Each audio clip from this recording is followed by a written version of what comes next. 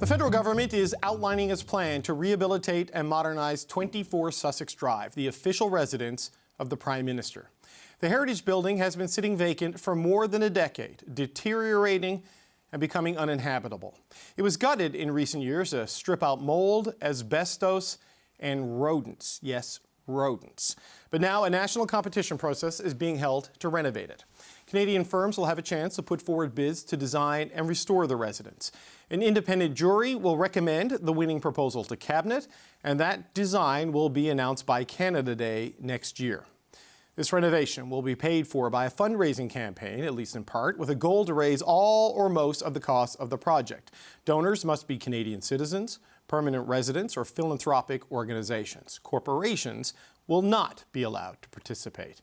There will also be a limit on the size of the donations, and the list of donors will be made public. A nation is more than the people who live in it today. It includes everyone who came before us and everyone who will come after. Our institutions are how we carry forward what we were given and how we pass that on, at least intact, ideally improved, to those who follow. 24 Sussex Drive is one of these institutions, and we will not let it crumble. We will set it right. Joël Lightbound is the Minister of Government Transformation, Public Works and Procurement with responsibility for the National Capital Commission. So this is why we want to talk to you about 24 Sussex. Minister, good to see you, sir. Thanks for coming in. Good to be here. Well, why did you choose this model, that large donors and small donors would pay for most, if not all, of the costs of this renovation? Yeah, so it's in response, and I've certainly heard it as soon as I became Minister responsible for 24 Sussex, but many others in government have heard it, the Prime Minister himself, but it's in response to a lot of interests from Canadians to do something about 24 Sussex. I think to a lot of Canadians, and I'll use the words of Stephen Harper, the state of disrepair in which 24 Sussex is right now is a national embarrassment. And many, maybe given the context that we're in with the trade war with the United States, the change in geopolitics, the interest in protecting, preserving our national symbols, such as 24 Sussex, has increased, and a lot of Canadians want to participate. So what we're announcing today is we're opening up to Canadians to contribute with small or large donations to the Rideau Hall Foundation to get 24 Sussex back in a state where it's worthy of the country we are. But if it is a national embarrassment, then why isn't it a job for the national government to use the national revenue of the country to fix this? Because it is an official residence of the Prime Minister. Yeah. Why a crowdfunding model? There will be costs covered by the government. Of course, security costs, for instance. We were discussing it before the interview, but there are security issues with any official residence of the Prime Minister. But given that this one's been unoccupied for 10 years, there's work to do on this front. So there will be costs that the government will, take charge of,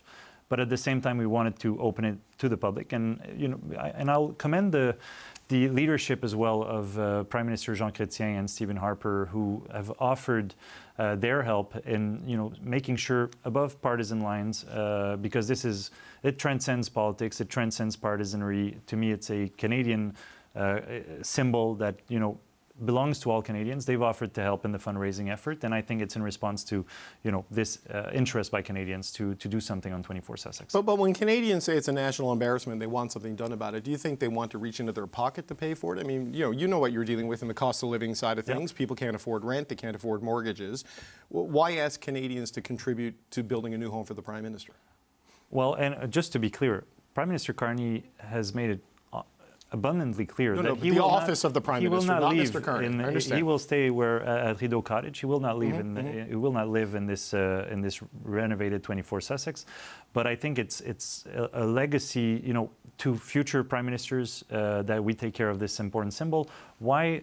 As I said, it's in response to public interest in many respects. Right. No, look, and I wasn't trying to say, like, Mark Carney, even if he did live in it, it's not a house for him. It's a temporary thing. It's a house for the office. Exactly. And all this. And I get all of these things, but, taxpayers pay for the upkeep of Rideau Hall, of Stornoway, of the Speaker's residence. I guess I'm wondering why you decided to just not bite the bullet and pay for it as a government, because that is technically who should be doing this. Well, I think it's in recognition and part of the peculiar importance of 24 Sussex. And I'll just give you an example from my own personal life. As a kid, growing up with a keen interest in politics, I had in my school agenda a picture of 24 Sussex I'd taken out of the National Post. And as a kid growing up in Quebec City, I had that because it's a symbol of our history. And I think that interest in 24 Sussex maybe goes beyond the residence of the speaker, for instance. It's a place where we've had moments of great importance in terms of our diplomacy, of public service, and it's been the stage of, important moments in our history, whether it be through the years of Lester B. Pearson, Diefenbaker, Brian Mulroney, Jean Chrétien, Pierre Elliott Trudeau, Stephen Harper. So, I think it's in recognition of that peculiar space that 24 Sussex holds in our collective story. Is it because of that peculiar space or the peculiar political sensitivity about spending big amounts of money on what is, a residence for the Prime Minister? Because that has been the problem, right? People have been reluctant to spend money on something that every other country, G7 country in particular, has at a far grander scale, quite frankly, than what Canada has ever had. You're right. So is it just because of that, the politics around it? Maybe it can alleviate some of the political concerns that have been raised in the past. But I'll say that to me it's unfortunate that that this has hindered previous governments, all parties, to take care of 24 Sussex the way we should have as a G7 country. Right. Okay. So on this, the building itself that's there, it's about 15,000 square feet. There's 35 rooms, if I remember correctly, and it's a large limestone mansion, essentially. Is it possible that that building could be torn down entirely to make way for a new structure, or is the idea, I know it's going to be put out to competition and a committee, is the idea to preserve that as best you can and add on to it to build functional work capacity? What's your sense? We're launching the design competition today. The goal is to announce it by July 1st, 2027. So the jury, which will be headed by Moshe Safdie, who's probably one of Canada's greatest architects, under the stewardship of the Royal Institute of Architecture of Canada, will decide on the design, and of course, in its choice, and they'll set up the criteria better than I can, but in its choice, there will be, we need to preserve the historical, essential historical elements of 24 Sussex, make sure also that it's functional for a Prime Minister to live in and to work in some part, and that it's safe. So, but they'll come up with better criteria than I can today on the spot, but I trust in Moshe Safdie to, with the jury, to select a, good design, good concept for 24 Sussex. No, look, neither one of us are architects, so I'll concede that point. But if, as you talked about, you clipping a picture of it and wanting to preserve the symbolism, to me that would suggest preserving the building in some capacity, because otherwise it's just a lot, right? It's just a building lot. It would to me too. Okay, so do you think that, is that going to be a criteria of this, I'll let the Royal Institute of Architecture and the jury, work on the criteria. But of course, there is an importance to that's the reason why we're doing this. We want to, it's been the official residence of prime ministers for 75 years. It's been left in a state of disrepair and unoccupied for the last 10 years. We want to, see that it's something we give future generations and that we preserve. So, of course, it needs to be anchored in the past, but also useful for the future. Okay, but unlikely to be completely flattened, as we talk about it right now, that it would be some sort of preservation and addition, potentially. Yeah. Okay, on the costs, I know the Prime Minister wouldn't put a budget on it, and I know security, there's issues around revealing that. But in terms of the donations that private individuals can make, one of the ideas floated is a cap as a percentage of the total cost. What is the total cost then that is against? Like, I have seen estimates in the past of north of $100 million to refurbish and replace this. I mean, what is the order of magnitude? Are we talking tens of millions, north of 100 million? And I'm excluding the security from that because that is a consideration based on the RCMP. Well, that's not the range that I've seen. North of 100 million, definitely not. Maybe that includes security. For renovation, but I mean, to go too far on the cost without having a design and a design to build is a little premature from my perspective. However, on the donations, there will be a cap. The Rideau Hall Foundation will put a cap. Either is going to be, probably going to be either going to be a fixed amount or a percentage of the total cost once we have a better view of it. So that's for this part. And the security, I mean, there's always issues with security Sure. around official residences. Okay, but are we talking it's going to be tens of millions, probably 40, 50, like because I guess it's going to put a cap. We I guess kind of need to know. most likely in this range, but I'd say we have to look at the design that will be chosen by the jury, and at the same time, I would say that from my discussions with the Rideau Hall Foundation, they're confident that they can raise that money for the entirety of the project. Okay, and look, a final question on the ethical concerns that some people are raising about this. Like, I know individual Canadians being encouraged to donate $24 in honor of 24 Sussex. That is not necessarily an ethical concern, but large, wealthy donors, philanthropic organizations are being asked to contribute. Is it going to it goes to the Rideau Foundation to help fund a public asset. Is that enough of a shield, do you think, for any kind of ethical concerns from coming in here? I think another, one thing, anonymity will not be an option. So every donation will be made public, whatever the amount. So all donations will be public. They'll be reserved for Canadians, and they're managed, as you said, by a third party that's independent, the Rideau Hall Foundation, that's got experience in fundraising as well. So, and to the point I made earlier, this is a residence. This is that we're renovating for future prime ministers. So I don't see where the ethical issue could be. I frankly don't see it. Okay, and so Mark Carney says he will never live in it. That presupposes he will not be prime minister by the time this is done. So, like, what's the horizon, do you think, on this project being complete? My goal as the minister responsible is that once we have a design, we start construction, very quickly. Okay. Yeah. All right, well, depending on the timelines, we could get a glimpse into the Prime Minister's future. Joël Lightbound, we appreciate you coming in. Thank you, sir. Thank you. Have a good day. Catherine Spencer-Ross is the president of Heritage Ottawa, and she joins me now. Catherine, it's good to meet you. Thanks so much for coming in. It's a pleasure to be here, David. You support this restoration, I believe is the phrase that the Prime Minister used today.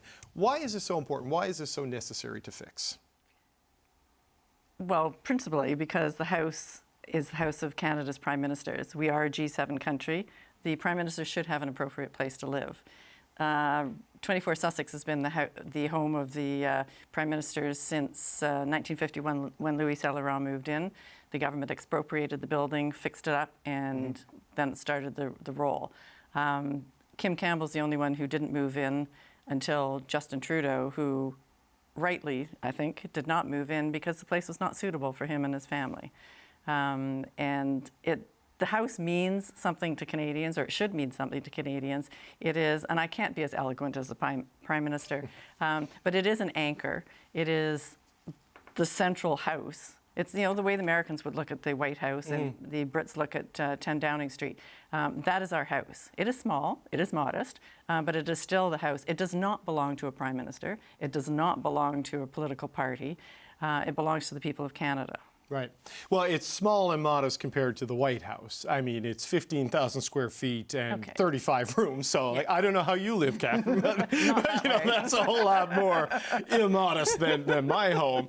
But about the building itself, because it is a little bit unclear if the building itself will be completely preserved, just the facade. Could it be demolished? I think it's unlikely they're going to demolish it.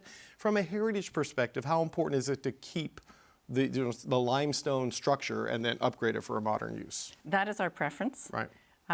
A building is a living and breathing thing, just like we are, and it shouldn't stand still. It went through a couple of renovations before. It was the residence. It was had all sorts of Gothic revival stuff on it when it was built. It was went sort of castle-like in the early 20th century, and then it was sort of stripped of all the decorative stuff for the Prime Minister. So I would say that the house should be retained. The shell should be retained. There are some elements of the interior, and I think the National Capital Commission has been very careful to retain parts of the interior. The interior is not designated. Right. The exterior is, and the landscape is. It's kind of stripped down to the studs right now, though the big grand staircase, if you look at the pictures online, that has been preserved. Yeah. Right? And some of the ceilings are still there, and the Right. NCC took away parts that could be reintroduced. But this is the opportunity. It's a clean slate.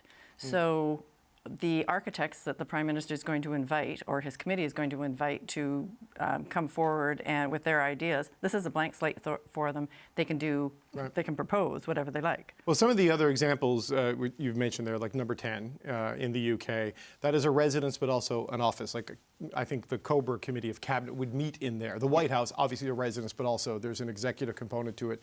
This is, to this point, purely just a residence. And talk of expanding it to include workspace, meeting space, perhaps hosting world leaders. I mean, what are your thoughts on that if it means deviating from sort of the heritage look that's there now and adding on with a more modern structure? I don't disagree with adding on with a more modern structure. I would say that one would want to follow some standards and guidelines and make it sympathetic to the current structure. Right. Not to match, but to be complementary, and so it won't overwhelm. And you can have a separate structure, or you can attach something to it sensitively. Right. Well, that's going to be the trick on this. But I just wonder, just as a final point, what are your thoughts on the way they've chosen to finance this and pay for this? Because, you know, I've traveled with Prime Minister Carney and with Prime Minister Trudeau, and you go to these other places. I was in France, and Emmanuel Macron's place, that is not modest. That is grand in the center of Paris there. The idea that it is not the country paying for it all, this crowdfunding approach through donations. What do you make of that rather than just having the government do it? That's an awkward one. I think it's intriguing. It can serve as a great sort of community engagement thing. This is Canada's house, so people can contribute to it and they will own it. But I'm kind of thinking that the reason it's not being fully funded by the government is because there would be so much pressure, as there has been pressure on all the previous prime ministers who have been reluctant to fork out the money that's required. And of course now... And that's why we ended up in this situation, because of the politics around it. And Prime Minister Carney now has a much bigger bill to deal with because all the deferred maintenance has meant that the costs have escalated significantly. So I think it's worth a try. I hope Canadians will contribute.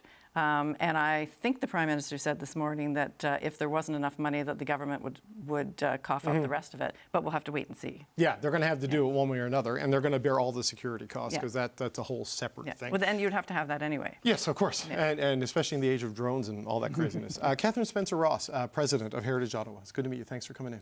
My pleasure. Thank you.